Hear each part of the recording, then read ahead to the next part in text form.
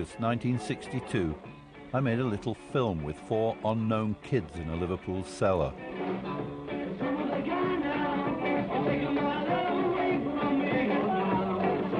Soon, the Beatles had conquered much of the world. But back in the USSR, the repressive old men in the Kremlin tried to resist the Fab Four. They were defeated by their children. This is the untold story of how the Beatles helped to destroy communism.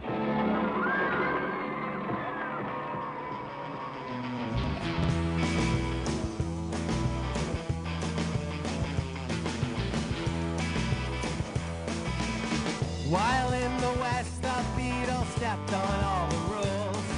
The 60s beat was echoing through all the Soviet schools. The Beatles turned tens of millions of young people into another religion, and the understanding that we are living in a monster state and we needed an alternative. Every Russian schoolboy wants to be a star, playing Beatles music, making a guitar.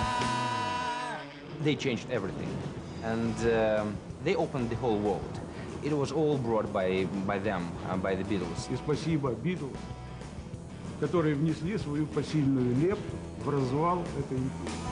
The teachers looked upon all this as if it were a sin. We were building communism, but the Beatles butted in. They destroyed the communism. More than Gorbachev, by the way. They changed the Soviet Union. Beatles, it was the key that opened door to the West culture. West culture produced cultural revolution destroy Soviet Union. Even Comrade Brezhnev sadly shook his head. Each comrade's child was in a band. Yeah, yeah, virus swept the land. Yeah, yeah, virus swept the land. Things were getting out of hand. Was the first hole in the Iron Curtain, the song of Beatles. The Beatles were always looked upon as very dangerous, bourgeois, somehow undermined in the system itself. What could they do? What could they say if generations gone astray? The Beatles, it was like a fresh air. In Russia, it was amazing power because they had this free spirit. Слушали эту музыку и спасали, переставали быть рабами совка. Вот чего они боялись. What could they do? What could they say? They walked away. It was Beatles generation. Beatles, Beatles, Beatles, Beatles. Da! 25 years after that first film in the Liverpool Cabin Club, I began to make documentaries in the USSR.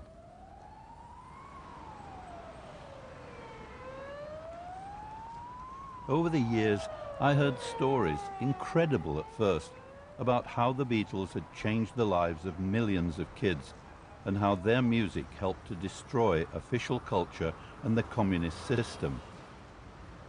In today's Moscow, the vast socialist experiment feels like a dream. But how could 4 lads from Liverpool have played a part in defeating the Cold War enemy?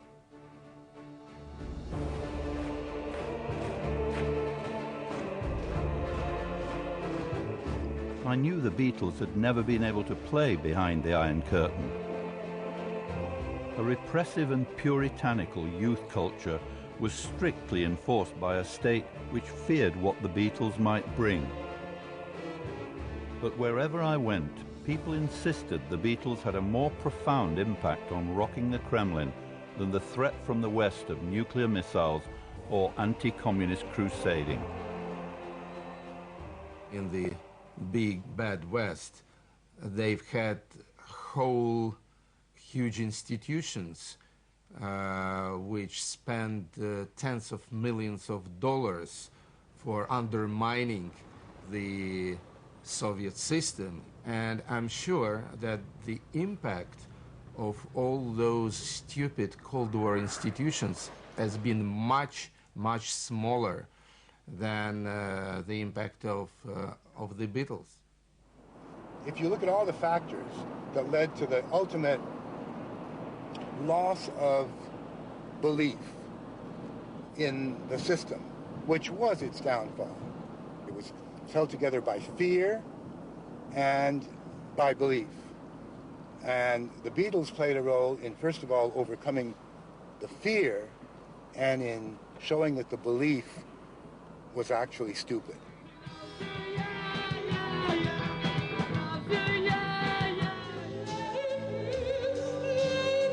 Across the USSR, the Beatles virus spawned hundreds of tribute bands.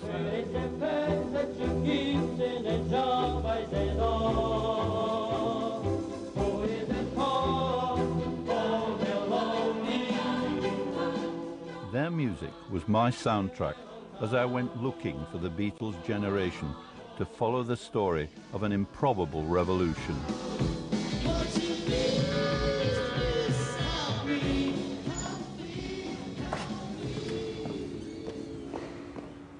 Kolya Vasin is Russia's ultimate Beatles fan. Adventures. Beatles gave me adventures all my life. For more than 40 years, he's been building his John Lennon Temple of Love in St. Petersburg. То есть они меня возбудили, понимаешь? Это было колоссально. Music! Как будто началась другая жизнь. Another life. With the Beatles, another life. Моя душонка детская, вот тогда, когда мне было 18 лет, когда впервые услышал Битлз, она вылетела на свет. Я начал летать. Flying with the Beatles.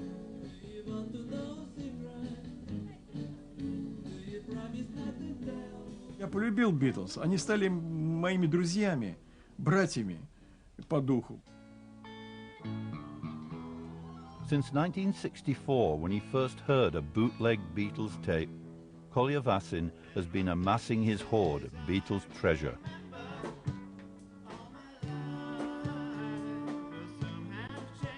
Для меня это спасение души, а не балдеж, не торч, не там времяпрепровождение, не хобби какое-то, понимаешь? My Temple стал как бы результатом всего этого. Я боялся этого, я действительно боялся. И вся моя жизнь прошла при совке в страхе. Потому что, я повторяю, было колоссальнейшее давление пропаганды. Они так поливали Битлов, так обижали нашу любимую группу, что я боялся за себя. Что вот, если я что-нибудь скажу за Битлз, меня могут арестовать.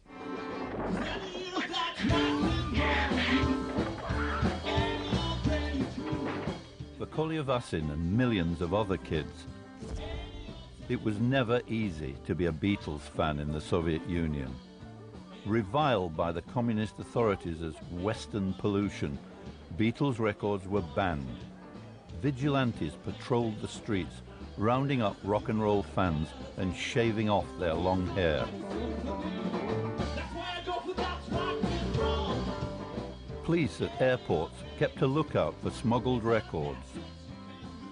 You just bring it into the country actually, it's like contraband, you know, just you're bringing this album knowing you're not supposed to bring this stuff into the country. So, and they will find it in your luggage, they will scratch it. And it was devised like 3 nails together, you know, just to scratch it, because it should be done in a proper way. Official Soviet culture ignored the Beatles' invasion, preferring accordions and folk dancing to guitars and the Fab Four.